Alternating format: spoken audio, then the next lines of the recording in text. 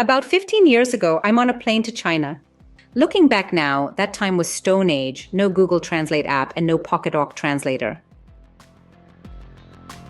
And next to me is this super graceful, friendly Asian lady. You know, the type that's so put together, you start wondering if you should have ironed your shirt this morning.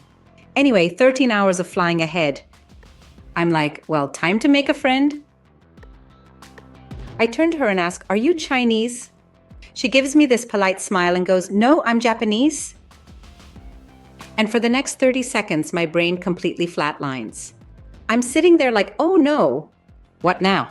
Do I talk about history? Like, hey, did you know some Chinese folks believe the Japanese are descended from the Chinese? That sounds arrogant. Then I'm thinking, should I bring up that awkward time we were enemies 60 years ago, but now we're friends? Nah, too heavy. Or maybe food?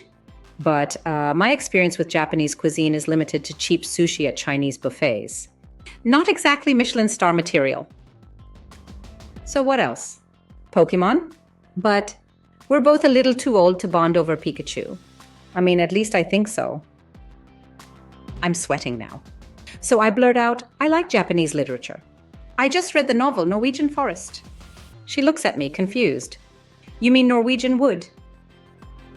And in my head, I'm like, damn translators. I swear the Chinese title is Nuowe de Sen Lin. What even is the difference between a forest and wood anyway? But instead I say, yes, Norwegian Wood. That one. Then, in a moment of genius, I attempt to show off my knowledge of Japanese authors. So I go, yeah, it's by Kun Shang-chun Shu. This time it is her turn to have a brain freeze. She nervously asks me, are we even reading the same book? The author of Norwegian Wood is Haruki Murakami. At this point, we're having a full-on international incident over this poor guy's name. She writes down Haruki Murakami on a napkin, and I write Kun Shang-chun Shu next to it. She's staring at the Chinese characters like, nope, no idea. And I'm looking at the English letters like, yeah, those are words, I think. Then light bulb moment. She writes it in the Japanese way, Murakami Haruki. And she's like, let me break it down for you.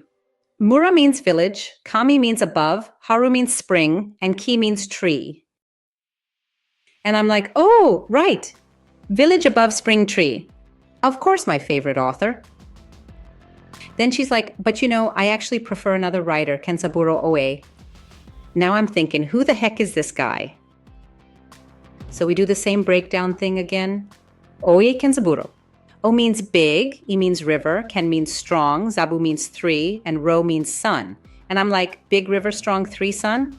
Well, da jiang jian san leng. Big fan. We spend hours talking like this, breaking down words like we are on some weird international language game show. Time fly by.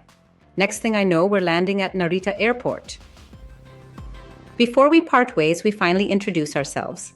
Her name's Sachiko, which in Chinese might be Xingzi, meaning lucky child. I, of course, immediately forgot how to pronounce it. My name's Chengzi, which means orange, and she forgot the pronunciation too. So as she's getting off the plane, we shout our goodbyes. Bye, Lucky. Have a safe trip, Orange. And that's how I, a Chinese, made a Japanese friend. Thank you for watching. See you soon.